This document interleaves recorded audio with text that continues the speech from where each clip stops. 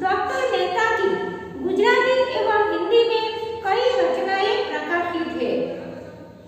साथ साथ चल रही किरण निबंध संग्रह पर भारत सरकार ने उन्हें नेशनल अवार्ड से सम्मानित किया है एवं उत्तर प्रदेश हिंदी संस्थान लखनऊ ने गुजराती हिंदी की सेतुरूप सेवाओं के लिए सौभाग्य सम्मान दिया है।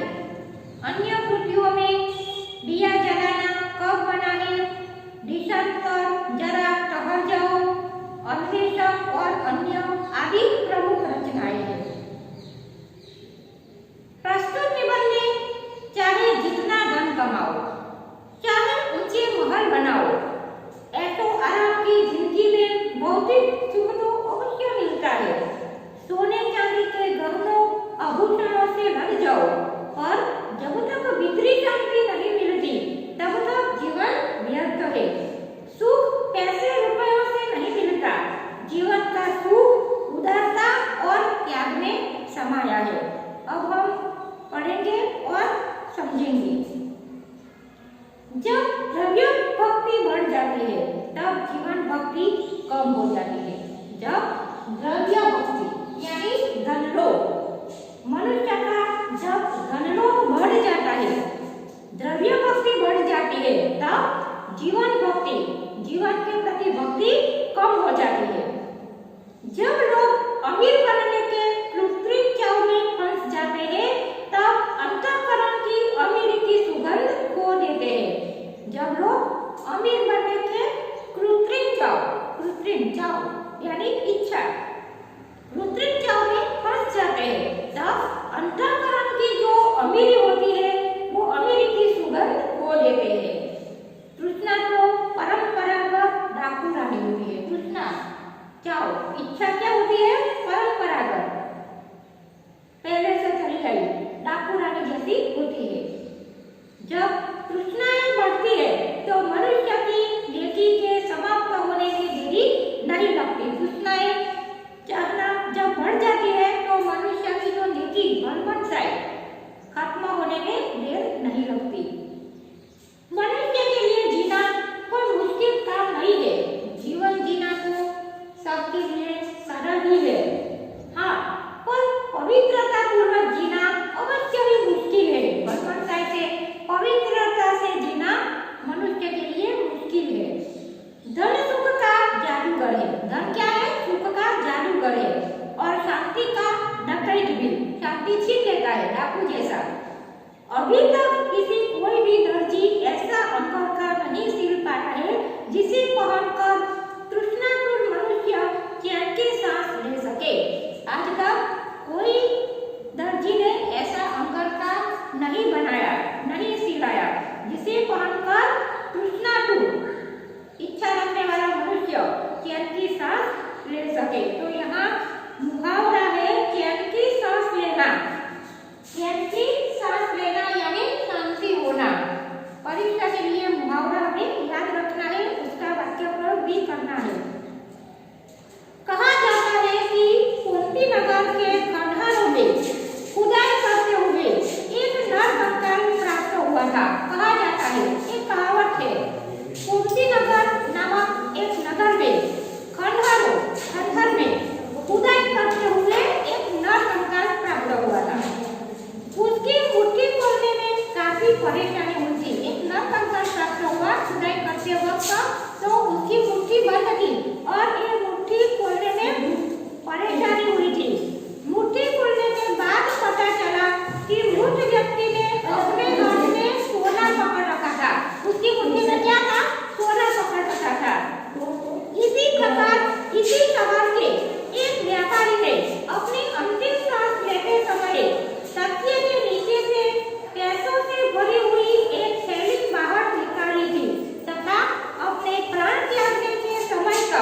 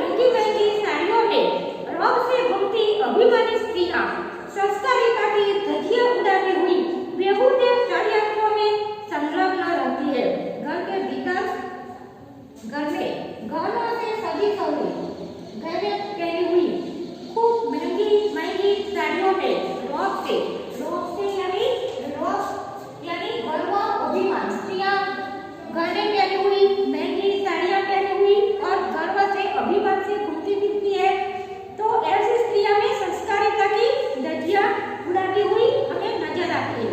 बेहूदे षड्यंत्रों में संलग्न भी रहती है। इनमें भारतीयता का तीन मात्रा भी दर्शन होता है क्या?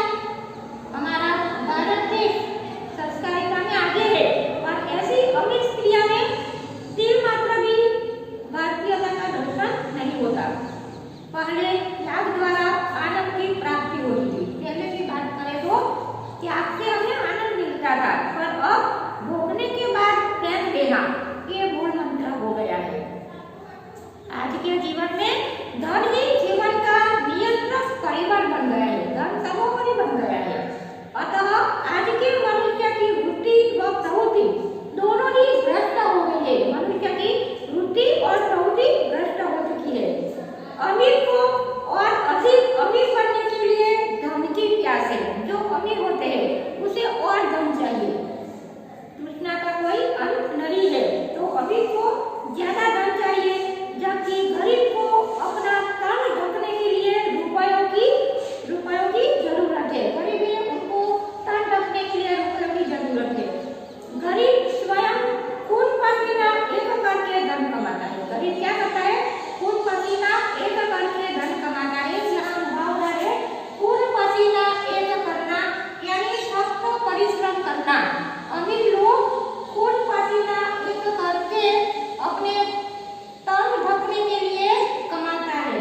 तो परीक्षा में मुहावरा याद रखना है, खून पसीना एक करना यानी सख्त परिश्रम करना, उसका वाक्य प्रयोग भी हमें करना है। गरीब स्वयं खून पसीना एक करके धन कमाता है, जबकि अमीर दूसरों को उल्लू बनाकर धन कमाता है। यदि गरीब अपने गहने को संभाल सके तो उसका गहना तो केवल स्वाभिमान ही है। गरीब लोगों का गहना क्या है? उसका स्वाभिमान है। जब तक पैसे की खोज नहीं हुई थी तब तक मनुष्य अंदर से अमीर था। पहले की बात करें तो पहले पैसे नहीं थे, तब लोग क्या थे? अंदर से, भीतरी से समृद्ध थे, अंदर से अमीर थे। एक लेखक के शब्द ध्यान देने योग्य है। वह कहता है, एक लेखक ने क्या कहा है? सरलता, आत्मीयता, आशा, विलास तथा प्रेम ही वास्तविक धन है। हमारा वास्तविक धन क्या है? सरलता, आत्मीयता, आशा, उल्लास तथा प्रेम, ये हमारा वास्तविक धन है। इस पृथ्वी के एक छोटे से अंश को पाने के लिए मुझे इतना सख्त परिश्रम करने की आखिर क्या आवश्यकता है? क्या जरूरियात है? पृथ्वी, पूरा विश्व, उसका एक अंश पाने के लिए हम कितनी मेहनत करते हैं, तो उसकी क्या जरूरत है, क्या आवश्यकता है? समग्र पृथ्वी तो मेरी है, समग्र पृथ्वी हमारी ही है, ऐसा हमें समझना चाहिए। वसुधैव कुटुंबकम की भावना हमें रखनी है। अगर कायदे कानून की भाषा में यह पृथ्वी किसी और की कहलाती है तो इसमें इतनी ईर्ष्या क्यों करनी चाहिए? कायदा कानून के बारे में देखें तो एक मिलकर किसी और की भी हो सकती है, तो उसमें ईर्ष्या करने की कोई आवश्यकता नहीं है। यह उसी की संपत्ति है जो इसका उपयोग करता है। जो भी विश्व में संपत्ति है उसका जो उपयोग करता है उसकी वो संपत्ति है। अतः संपत्ति के मालिकों से मुझे क्यों ईर्ष्या करनी चाहिए? हमें किसी की संपत्ति की इच्छा नहीं करनी चाहिए। मैं रेल का किराया लेकर पेट भर के सैर कर सकता हूँ। रेलगाड़ी कितनी महंगी आती है, हम उसे अपनी समझ सकते हैं। किराया लेकर पूरे विश्व भर की हम सैर कर सकते हैं, ये हमारा ही धन है। मेरा मन को तो ताजगी भरी सुंदर हरी घास, छोटे बड़े पौधे, मैदानों में लगे कीर्ति स्तंभ तथा सुंदर कारीगरी वाले शिल्प व सुंदर चित्रों का आनंद ले सकता हूँ। हम चाहे तो क्या कर सकते हैं? सुंदर हरी घास, छोटे बड़े पौधे, मैदानों में लगे कीर्ति स्तंभ तथा सुंदर कारीगरी वाले शिल्प व सुंदर चित्रों का हम आनंद जरूर ले सकते हैं। ये सब हमारा ही है। उन सबको अपने साथ घर ले जाने की जरूरत नहीं है। जहाँ भी कुदरती सौंदर्य है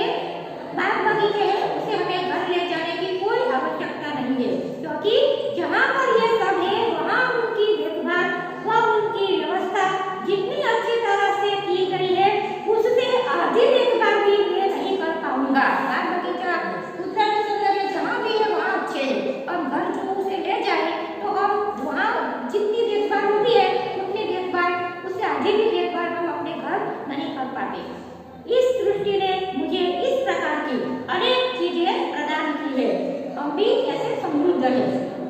वन में घूमते हुए प्राणी हमारे हैं, हम चाहे तो सारा पूरा वन हमारा है, वन में घूमते हुए प्राणी भी हमारे हैं। नक्षत्र तथा महकते हुए फूल हमारे हैं। समुद्र, हवा, पक्षी तथा वृक्ष भी हमारे हैं। अब हमें दूसरी किसी चीज की आवश्यकता नहीं है, इतना सब कुछ है तो दूसरे किसी की आवश्यकता नहीं है। इस युग से पहले के सभी युग हमारे लिए काम करके गए हैं। हमें तो केवल अन्न व वस्त्र प्राप्त करने की आवश्यकता है और ये प्राप्त करना इस धरती पर बहुत आसान है। रोटी, कपड़ा और मकान मिल जाए तो दूसरे किसी की आवश्यकता नहीं है और ये मिलना आसान है। आगे उदाहरण देखते हैं। वाल्मीकि, स्वामी रामतीर्थ, विवेकानंद, दयानंद, अरविंद के पास आखिर कौन सा जमा किया हुआ धन था? उसके पास कुछ भी नहीं था, फिर भी क्या हम उन्हें गरीब करने की हिम्मत कर सकते हैं? नहीं। भाग्य के सृष्टाओं में जॉन डंकन नामक एक स्कॉटलैंड के निवासी भूलकर के गरीब उपद्रवी अमेरिका एक प्रेरणादायक उदाहरण है। जॉन का एक हम प्रेरणादायक उदाहरण के बारे में पढ़ेंगे। तो ये जॉन है बिल्कुल अनपढ़ था। जॉन अनपढ़ था, संकुचित दृष्टि का, अशक्त, कुबड़ा यानी कुछ अच्छा दिखाई नहीं देता था, कुबड़ा तथा आर्थिक दृष्टि से कंगाल परिवार का पुत्र था। अत्यंत गरीब, कुबड़ा ऐसा एक पुत्र जॉन नामक, उसका उदाहरण हम देखते हैं। जब वह अपने मोहल्ले में से गुजरता था तब बच्चे उसे चिढ़ाते थे। बहुत बार तो वो पत्थर भी मार दिया करते थे। उसने ढोर चराने का काम शुरू किया तो उसके मालिक ने भी उसके साथ अत्याचार किया। कभी-कभी जॉन कपड़ों को निचोड़ते ठंड में कांपते पूरी रात गुजार देता। एक दिन जॉन की इच्छा हुई कि वह पढ़ाई करना सीखे। उसे इच्छा हुई पढ़ाई करने की। कुछ समय के पश्चात जब वह बुनाई के काम पर गया तब उसने स्कूल में पढ़ने वाली एक 12 वर्ष की लड़की से उसे पढ़ाने की विनती की। वो 16 साल का था और 12 साल की एक लड़की स्कूल की, उसने उसे विनती की पढ़ाई कराने के लिए। तो 16 वर्ष की उम्र में जॉन ने मूल अक्षर सीखने शुरू किए, पहली एबीसीडी शुरू की और इसके बाद से वह खूब जल्दी से लिखना पढ़ना सीखता ही गया। पहले से जंगल में इधर-उधर भटकने के कारण उसे वनस्पतियों की काफी अच्छी जानकारी थी। वो ढोर चराने का काम करता था और जंगल में भटकता था तो वनस्पतियों को वो पहचानता था। उसने वनस्पति शास्त्र का एक ग्रंथ खरीदने के लिए 5 शिलिंग जमा करने के लिए खूब जी तोड़ मेहनत से काम किया। 5 शिलिंग जमा करने के लिए शिलिंग का अर्थ करेंगे, शिलिंग यानी ब्रिटिश पाउंड से छोटी मुद्रा, छोटा सिक्का आता है, ब्रिटिश सिक्का, उसे शिलिंग कहते हैं। तो 5 शिलिंग में एक किताब खरीदने की थी तो 5 शिलिंग जमा करने के लिए जॉन ने क्या किया? खूब तन-तोड़ मेहनत की, काम किया और एक वनस्पति शास्त्र का गहरा अध्ययन करके उस विषय का पंडित बन गया। 5 शिलिंग इकट्ठा करके एक वनस्पति शास्त्र नामक ग्रंथ को जॉन ने खरीद लिया, उसका अध्ययन किया और पंडित बन गया उसी विषय में। अब उसे पढ़ाई में इतनी अधिक रुचि हो गई थी कि 80 वर्ष की वृद्धावस्था में भी एक पौधे को प्राप्त करने के लिए उसने 12 मील की पैदल यात्रा की थी। अब जॉन 80 साल का हो चुका है, वृद्धावस्था है, फिर भी एक पौधे को पाने के लिए उसने कितना 12 माइल तक पैदल यात्रा की। उसका शरीर दुर्बल था और जीर्ण पैदावार और उसके दिमाग की करामत अद्भुत। एक बार उसे अमीर आदमी मिला। जब उसे पता चला कि बाहर से एकदम साधारण सा दिखने वाला जॉन वनस्पति विज्ञान का महापंडित है तो वह इस पर फिदा हो गया और उसने उसका जीवन चरित्र अखबार में छपवा दिया। एक बार उसका जीवन चरित्र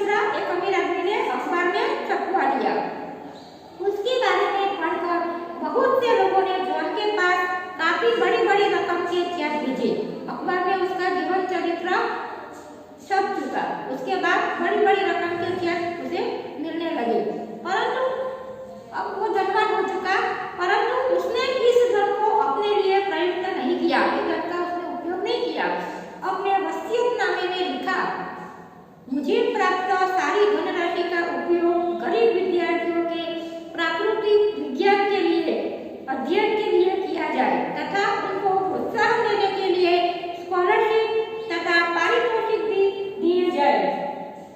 जॉन ने कीमती पुस्तकों का अपना ग्रंथालय भी आम लोगों के उपयोग के लिए दान में दे दिया था। ऐसा अमीर आदमी था, उसने पहले गरीब था, बाद में जो पैसा कमाया वो भी गरीबों के लिए बांट दिया।